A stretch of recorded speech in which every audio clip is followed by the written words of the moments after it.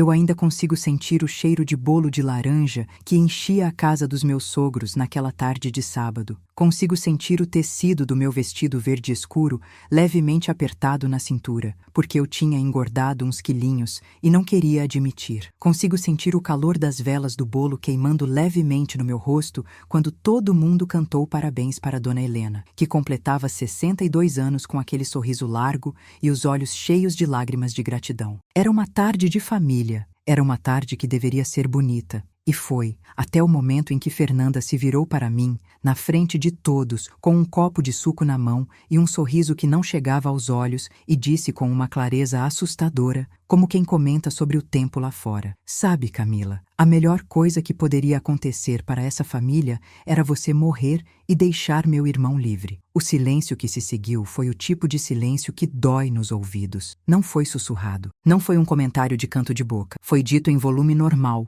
com aquela voz dela que sempre soou calculada, no meio da sala, enquanto Dona Helena ainda segurava o garfo do bolo e Rafael estava a 2 metros de mim, conversando com o pai. Todo mundo ouviu. Eu sei que todo mundo ouviu porque vi os olhares se desviando, vi o cunhado dela tocar no braço da namorada, vi a sobrinha adolescente baixar o celular pela primeira vez em 2 horas com os olhos arregalados. Ouvi o silêncio antes de um burburinho constrangido tomar conta do ambiente. Eu não gritei, não chorei. Não joguei o copo de água que estava na minha mão. Fiz o que sempre fiz durante 4 anos de casamento com Rafael e 3 anos antes disso, namorando ele. Ou seja, namorando a família inteira que vinha junto. Especialmente aquela mulher que se chamava Fernanda e que desde o primeiro dia decidiu que eu era o inimigo número 1 da vida dela. Eu respirei, eu sorri. Eu disse com licença e fui ao banheiro. Me olhei no espelho por quase 5 minutos. Vi uma mulher de 34 anos com rímel levemente borrado no canto do olho direito. Vi a mulher que acordava às 6 da manhã para preparar almoço antes de trabalhar porque Rafael adorava comida caseira. Vi a mulher que havia ajudado a pagar a reforma da casa dos sogros sem que ninguém soubesse, que ficava calada quando Fernanda fazia comentários sobre seu peso, seu cabelo, sua roupa, sua profissão, sua maneira de falar, sua maneira de respirar. Vi a mulher que havia chorado escondida em mais de um banheiro de mais de uma casa de festa, que havia sorrido de volta para sorrisos falsos por anos, que havia dito "não é nada", e ela não quis dizer assim, e "vou relevar porque é a irmã dele", mais vezes do que conseguia contar. E aquela mulher no espelho finalmente parou de sorrir. No dia seguinte, assinei o divórcio, esvaziei minha parte da conta corrente conjunta e desapareci sem dar satisfação para ninguém. Mas antes de ir embora, deixei algo na casa dos sogros que Fernanda não esperava encontrar. Algo que a chocou de um jeito que ela nunca vai esquecer enquanto viver. E que fez toda a família finalmente entender o que ela realmente era. Mas para você entender o que eu deixei, precisa entender tudo o que aconteceu antes. Meu nome é Camila. Sou designer gráfica. Tenho estúdio próprio desde os 27 anos. Fui criada pela minha mãe depois que meu pai saiu de casa quando eu tinha 11. Aprendi cedo que o mundo não te deve nada e que você precisa trabalhar pelo que quer. Conheci Rafael numa festa de aniversário de uma amiga em comum. Era uma sexta-feira de julho frio em São Paulo. Ele estava de camiseta azul marinho e ria de um jeito que ocupava o rosto inteiro. Conversei com ele por 3 horas seguidas, sem perceber o tempo passar. No final da noite, ele pediu meu número. Eu dei sem hesitar, porque naquela época eu ainda era a versão de mim que confiava no próprio instinto sem questionar cada passo. Namoramos por 3 anos. Foram 3 anos bons, com altos e baixos normais de casal, com viagens, com brigas bobas sobre onde passar o Réveillon, com a construção de uma intimidade que eu via como sólida. Rafael era carinhoso, atencioso, trabalhador. Tinha defeitos, claro. Todo mundo tem. Mas eram defeitos com os quais eu conseguia conviver. O maior deles, eu só fui entender completamente quando já estava dentro do casamento. Ele amava a irmã de um jeito que não era saudável para nenhum dos dois. Fernanda tinha então 25 anos quando começamos a namorar. Era 3 anos mais nova que Rafael. Bonita, articulada, inteligente do jeito que pessoas manipuladoras costumam ser, com aquela capacidade de parecer razoável enquanto dizem coisas completamente absurdas. Quando me apresentou a ela pela primeira vez, Rafael me disse antes de entrarmos no apartamento dela: "Ela pode parecer um pouco fria no começo, mas é muito protetora de mim. É só dar tempo e ela vai te adorar." Aquelas palavras, que na época me soaram como aviso gentil de irmão dedicado, viraram ao longo dos anos algo que eu repetiria para mim mesma como uma espécie de mantra triste. Dar tempo, sempre dar mais tempo. O primeiro encontro com Fernanda foi num almoço de domingo na casa dos sogros, Dona Helena e seu Antônio. Pessoas boas, gentis, aquele tipo de casal de interior que se mudou para São Paulo para dar melhor vida aos filhos e ficou com a alma ainda um pouco presa no tempo mais simples. Dona Helena me recebeu com um abraço largo e cheiro de colônia de alfazema. Seu Antônio apertou minha mão com firmeza e me perguntou sobre meu trabalho com interesse genuíno. Fernanda chegou 40 minutos atrasada, me cumprimentou com um beijo no ar que não chegou a tocar minha bochecha e passou o almoço inteiro falando com o irmão como se eu não estivesse sentada do outro lado da mesa. Não foi agressiva. Não foi grossa, foi simplesmente ausente comigo de um jeito muito específico, aquele tipo de ausência que é uma mensagem em si mesma. Você não existe para mim. Você não importa o suficiente para eu fingir que você existe. Na volta para casa, comentei com Rafael com cuidado, tentando não soar como a namorada difícil que arruma problema onde não existe. Ele foi gentil, explicou que Fernanda era assim com todo mundo no começo, que demorava a abrir, que era uma questão de tempo. Acreditei, dei tempo. Durante os 3 anos de namoro, dei muito tempo. Os primeiros sinais que eu chamaria hoje de manipulação ativa,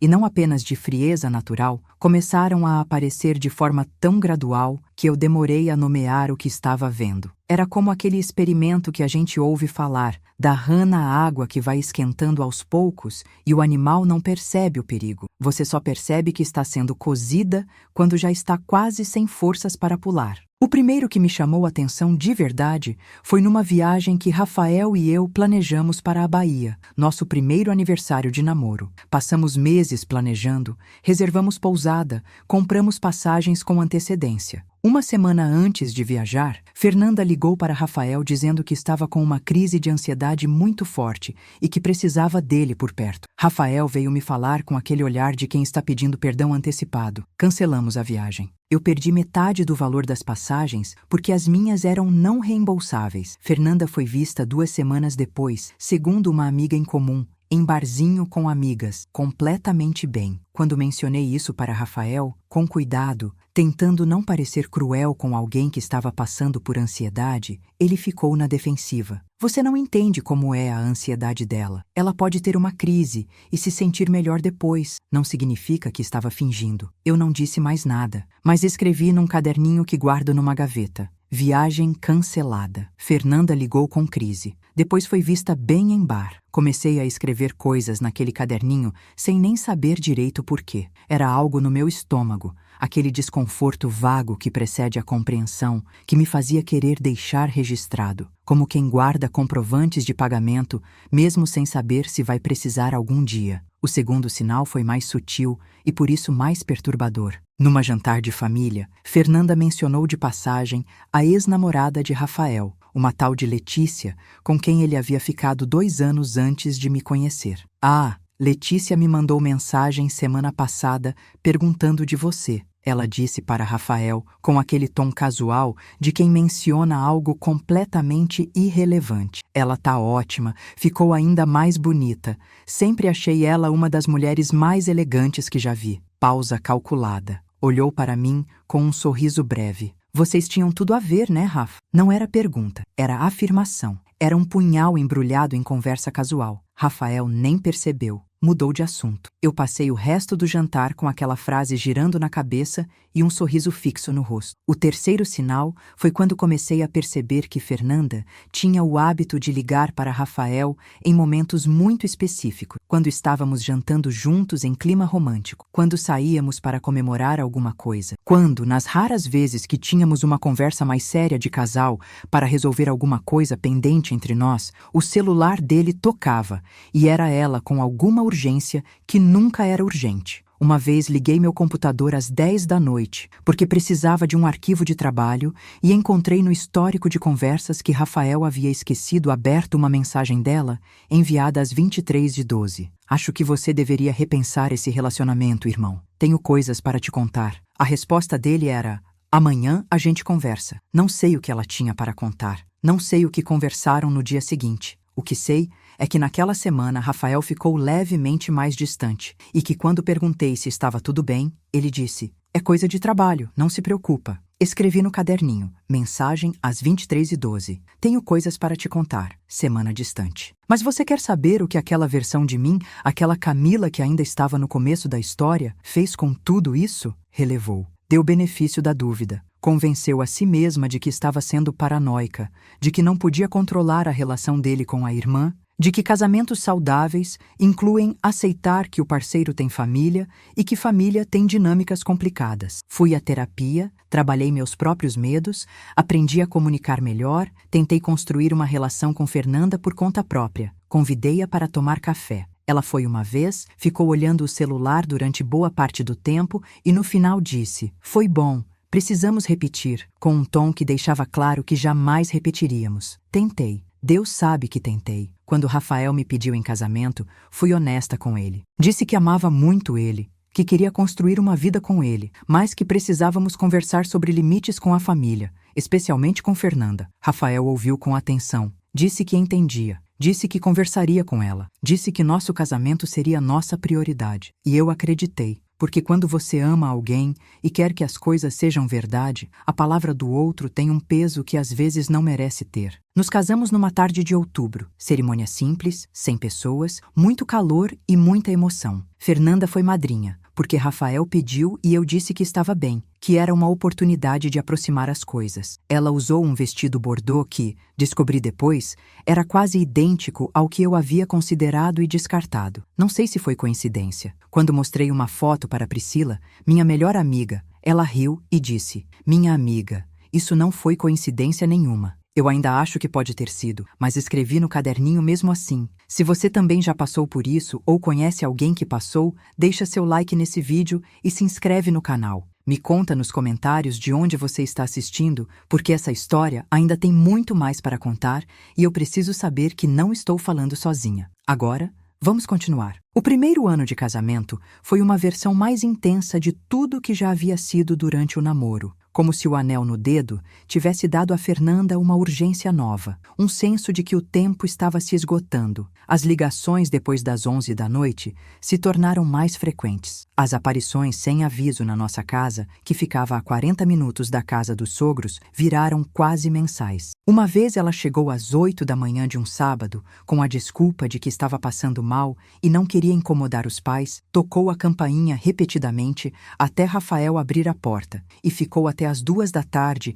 assistindo televisão na nossa sala, enquanto eu tentava trabalhar no meu escritório e Rafael ficava dividido entre a irmã no sofá e a esposa, que precisava de um fim de semana para recuperar as energias. Eu não fiz cena. Não joguei na cara que era sábado, que eu tinha prazos, que nossa casa não era sala de espera. Fiz café, ofereci comida, perguntei se ela estava bem. Fernanda me agradeceu com aquela educação superficial que ela dominava com perfeição, o tipo de gentileza que não aquece nada, e continuou conversando com o irmão como se eu não estivesse na mesma sala. Quando ela foi embora, Rafael me abraçou e disse: "Obrigado por ser tão boa com ela." Queria gritar. Sorri e disse: "Claro, ela é sua irmã." Escrevi no caderninho. As investidas foram escalando de um jeito que, vistas de fora e de uma vez, parecem impossíveis de ignorar. Mas quando você está dentro, quando cada episódio é separado dos outros por dias ou semanas de aparente normalidade, quando você ama a pessoa que compartilha a cama com você e não quer enxergar o que está bem na frente, é muito mais fácil do que parece continuar dando o benefício da dúvida. Fernanda tinha um talento específico para timing. Sabia exatamente quando intervir para causar o máximo de dano com o mínimo de evidência visível. Quando eu e Rafael finalmente começamos a falar sobre ter filhos, numa fase em que os dois estávamos animados com a ideia e planejando como seria, Fernanda teve uma crise de saúde que exigiu a presença constante de Rafael por 3 semanas. Exames que deram normal, um susto que se resolveu, mas que consumiu toda a energia emocional que Rafael tinha para aquelas conversas. Quando o assunto de filhos voltou, algumas semanas depois, ele estava exausto e eu estava frustrada. E o que poderia ter sido uma decisão tomada com leveza e alegria, virou uma conversa difícil, cheia de mal-entendidos. Escrevi no caderninho: crise de saúde durante conversa sobre filhos, exames normais. A técnica que ela mais usava, no entanto, e que foi a mais eficaz por mais tempo, era o que eu comecei a chamar internamente de plantação de dúvidas. Era sutil demais para ser confrontada diretamente, mas consistente demais para ser acidente. Comentários cuidadosamente colocados que chegavam até Rafael de jeitos que eu nunca conseguia prever. Uma vez, numa reunião de família, Rafael me contou depois que Fernanda havia perguntado a ele em particular, fingindo preocupação genuína: "Você acha que a Camila está bem? Ela parece muito estressada ultimamente. Tenho medo que o trabalho dela esteja sendo mais importante que o casamento de vocês." Eu não estava mais estressada do que o normal. Meu trabalho não era uma ameaça ao casamento, mas a semente foi plantada e, nos dias seguintes, Rafael ficou levemente mais observador, aquele tipo de atenção que não é carinhosa e sim investigativa. E quando perguntei o que havia acontecido, ele demorou 1 segundo antes de responder: "Nada, estou bem." E eu soube que Fernanda havia falado alguma coisa. Outra vez, numa ligação que Rafael atendeu na minha frente,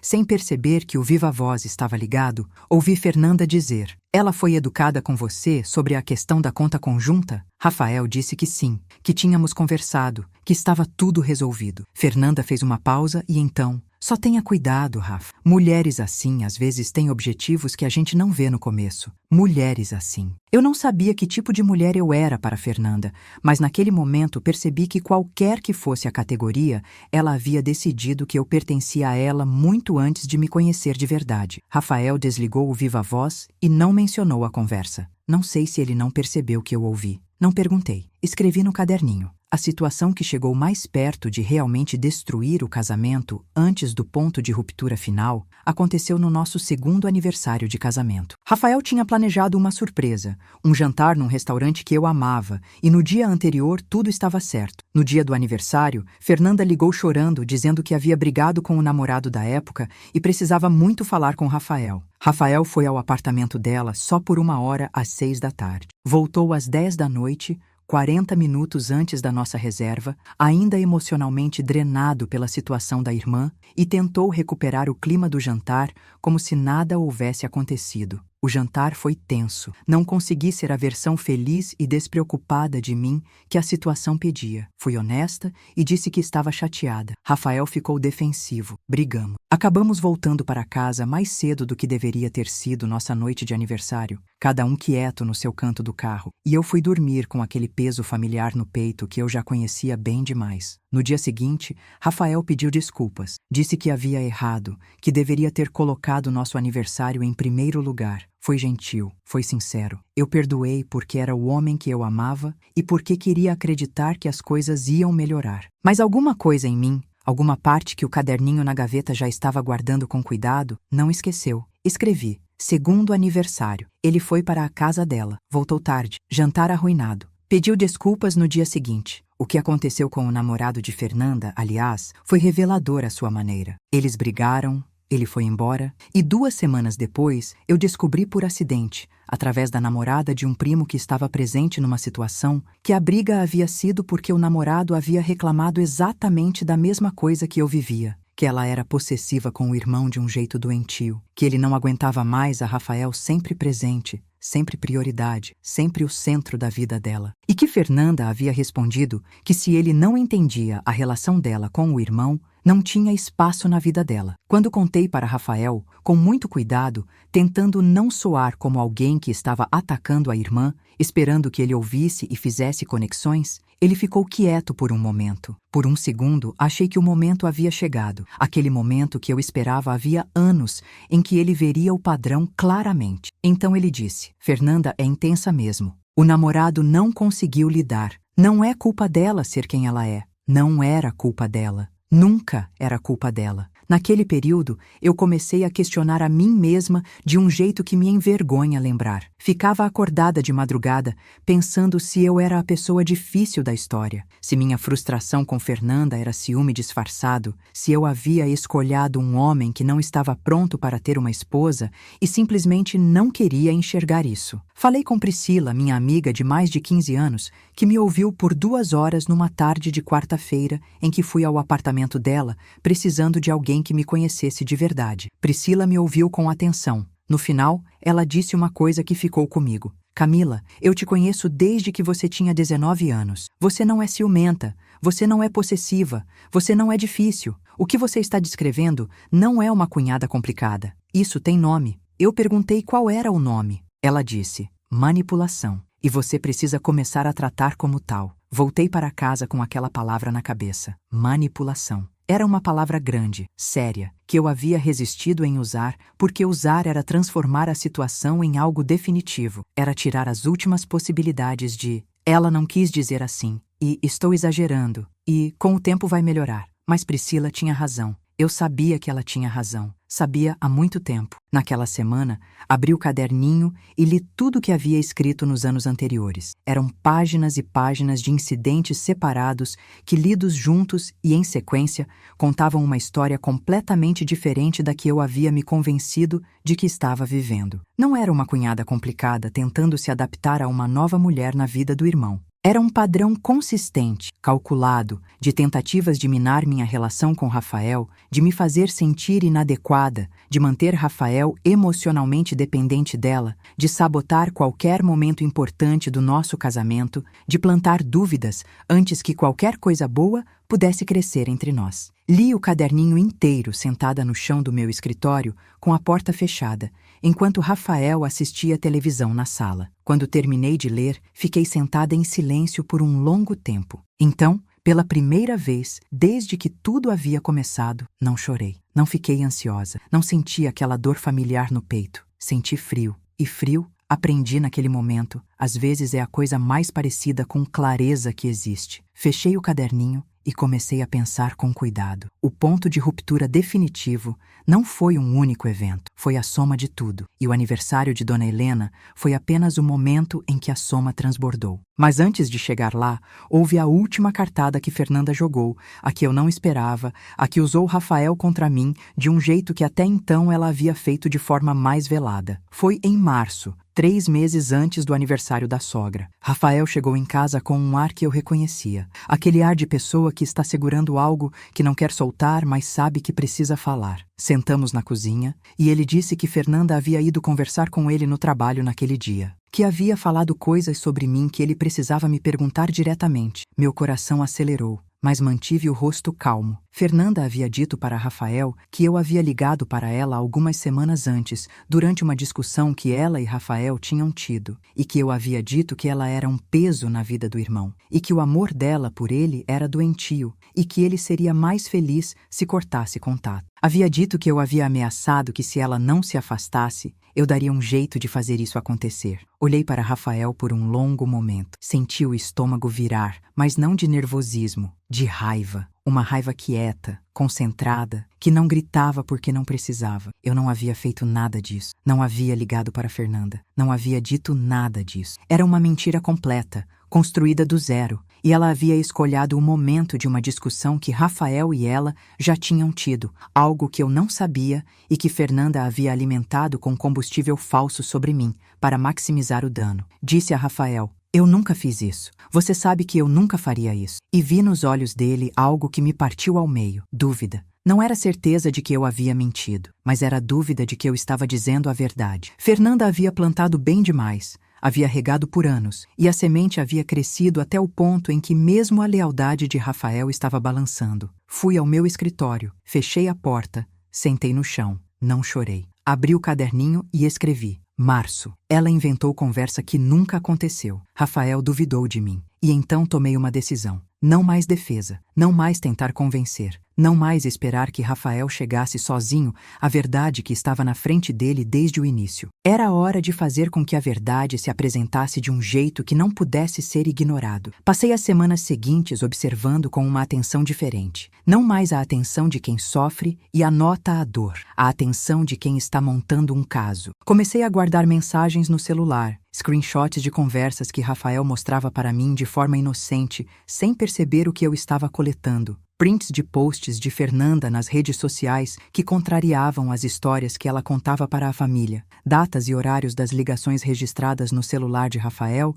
que eu fotografava discretamente quando ele deixava na mesa. Conversei com Priscila sobre o que estava fazendo. Ela disse, você está fazendo certo. Só não deixa a raiva te consumir. Faz isso com a cabeça fria. Concordei. Era a cabeça fria, não a raiva, que ia ser minha aliada. Mas o aniversário de Dona Helena chegou antes que eu terminasse de montar tudo o que precisava montar. E foi lá que Fernanda disse aquela frase. Estava de pé ao meu lado, segurando o copo de suco, enquanto a família ainda tinha o calor do parabéns no ar. E disse com aquela clareza perturbadora: a melhor coisa que poderia acontecer para essa família era você morrer e deixar meu irmão livre. Desta vez não havia ambiguidade. Não era um comentário velado, não era uma insinuação disfarçada de preocupação. Era um desejo de morte dito em voz alta, na frente de testemunhas, no aniversário da sua própria mãe. Fui ao banheiro. Me olhei no espelho. Fiquei 5 minutos e decidi que era o último dia que aquela mulher ia me fazer olhar para o próprio reflexo em silêncio. Voltei para a sala. Rafael estava ao meu lado imediatamente, com aquela expressão de quem não sabe o que acabou de acontecer, mas sabe que aconteceu alguma coisa. Colocou a mão nas minhas costas e perguntou baixinho: "Você está bem?" Olhei para ele e disse: "Estou ótima." E sorri. O sorriso era real, não o sorriso de quem está fingindo que está bem. Era o sorriso de quem tomou uma decisão. Na volta para casa, Rafael tentou abordar o que Fernanda havia dito. Estava claramente desconfortável. Escolhi as palavras com cuidado. Começou com: "Eu sei que o que ela disse foi muito pesado", e foi descendo o volume até quase o inaudível. Eu disse: "Pode falar amanhã. Estou cansada hoje." Ele concordou aliviado demais para notar que minha calma não era paz, era planejamento. Naquela noite, enquanto Rafael dormia, fui ao meu escritório, abri o caderninho e comecei a escrever a lista do que eu precisava fazer. No dia seguinte, me levantei antes dele, fiz café, tomei banho, me vesti. Quando ele desceu para a cozinha, eu já estava com o café pronto e a cabeça completamente clara. Disse: "Rafael, preciso te mostrar alguma coisa." Coloquei na mesa o caderninho. Coloquei ao lado o celular com os screenshots. Coloquei ao lado o caderno onde havia anotado datas, horários, episódios com detalhes. 3 anos de registro silencioso, organizado por data, completo. Ele olhou para tudo aquilo em silêncio. Eu disse: "Não vou te pedir para escolher entre mim e ela agora. Quero que você leia tudo com calma, sozinho se precisar. Mas preciso que você entenda que eu não estou exagerando e nunca exagerei. Cada coisa que está aqui aconteceu." E sobre o que ela disse ontem, não existe interpretação possível para isso. Ela me desejou a morte na frente da sua família. Rafael ficou olhando para a mesa. Não disse nada. Deixei ele lá e fui para meu escritório trabalhar. Mais tarde, naquele dia, enquanto eu estava no trabalho, recebi uma mensagem de Fernanda. Era rara ela me mandar mensagem diretamente. "Precisamos conversar sobre o que aconteceu ontem. Acho que você mal entendeu o que eu quis dizer." Mal entendido, mal entendido. Ela havia dito que a melhor coisa seria eu morrer e deixar o irmão livre, com 20 pessoas na sala ouvindo, e eu havia mal entendido. Li a mensagem 3 vezes. Não respondi. Naquela semana, Rafael foi silencioso, processando o caderninho e os screenshots que havia passado 2 dias lendo e relendo. Vi os momentos em que ele parava na cozinha com o telefone na mão, com aquela expressão de quem está vendo pela primeira vez algo que estava na frente dele o tempo todo. Uma vez tentei iniciar conversa sobre o assunto e ele disse: "Só me dá mais um pouco de tempo." Dei. No 4º dia, ele chegou em casa com os olhos vermelhos, sentou na mesa da cozinha e disse: "Eu li tudo. Eu não sabia, não vi ou não quis ver." Parou, respirou fundo. "Ela vai precisar pedir desculpas para você. Vou falar com ela amanhã." Havia algo genuíno naquele momento. Havia dor real, a dor de alguém que amava a irmã e estava descobrindo que a amava com uma venda nos olhos. E havia vergonha, aquele tipo de vergonha que vem de perceber que você falhou em proteger quem precisava ser protegido. Eu ouvi. Disse que apreciava ele dizer isso, que me importava o que acontecesse a seguir. Mas alguma coisa em mim já sabia que pedir desculpas, por mais real que fosse, não era suficiente para o que havia acontecido. Não desta vez. No dia seguinte, Rafael foi falar com Fernanda. Voltou 4 horas depois com uma expressão que eu nunca havia visto nele. Não era raiva, era algo mais fundido, mais complicado, como quem acabou de ter uma conversa que mudou o chão sob os pés. Sentou na sala e ficou quieto por um tempo. Então disse: "Ela não pediu desculpas. Disse que só disse a verdade. Disse que você não presta para mim e que cedo ou tarde eu ia perceber isso. E disse que se eu ficar do seu lado agora, ela corta relações comigo." Silêncio. "O que você vai fazer?" perguntei. Ele levou tempo para responder. "Não sei. Aquele "não sei" foi a resposta mais honesta que Rafael havia me dado em anos, mas também foi a resposta que me disse tudo o que eu precisava saber sobre como as coisas estavam. Fui ao meu escritório e fechei a porta. Liguei para Priscila. Disse: "Preciso que você me ajude com alguma coisa." A reviravolta que todo mundo esperava, a explosão, o confronto dramático no meio de uma reunião de família, a cena com gritos e porta batendo, não foi o que aconteceu. Porque eu aprendi, ao longo de anos sendo a pessoa mais quieta e paciente da sala enquanto era destruída por dentro, que o barulho não é onde a verdade acontece. A verdade acontece no silêncio, na organização, na paciência de quem planejou com cuidado. O que eu fiz em 3 dias. No primeiro dia, liguei para o advogado que havia consultado um mês antes, quando o mal-entendido inventado por Fernanda havia me deixado claro que eu precisava estar preparada para qualquer cenário. Disse que queria dar continuidade ao que havíamos conversado. Ele disse que tudo estava pronto, que precisávamos apenas da minha assinatura nos documentos corretos. No segundo dia, chamei Rafael para uma conversa que durou 2 horas. Fui honesta, calma, completamente clara. Disse que o amava. Disse que o casamento que tínhamos poderia ter sido bom, poderia ter sido real, mas que havia uma terceira pessoa dentro dele desde o início que Rafael havia escolhido não enxergar e que, quando finalmente enxergou, não soube como escolher. Disse que não o culpava pela irmã que ele tinha, mas que não conseguia mais carregar o peso de uma batalha que eu lutava sozinha dentro do nosso casamento, enquanto ele ficava de fora, esperando ver quem ganhava. Rafael chorou. Disse que me amava. Disse que estava confuso. Disse que não queria perder o casamento. Eu disse que acreditava em tudo isso. E disse que, mesmo assim, tinha tomado uma decisão. No terceiro dia, assinei os documentos de divórcio consensual que o advogado havia preparado, retirei minha parte da conta conjunta, conforme combinado no acordo, e passei o dia transportando para o apartamento de Priscila as coisas que eram minhas e que eu queria levar. Mas antes de ir embora definitivamente, havia uma última coisa a fazer. Fui à casa dos sogros. Era uma terça-feira de manhã. Dona Helena estava em casa sozinha porque seu Antônio havia saído para resolver umas coisas. Toquei a campainha. Ela abriu a porta com aquela expressão de surpresa que virou susto quando viu minha expressão. Me convidou para entrar. Sentei na mesma sala onde o aniversário havia acontecido dias antes. Coloquei na mesa de centro um envelope. Disse: "Dona Helena,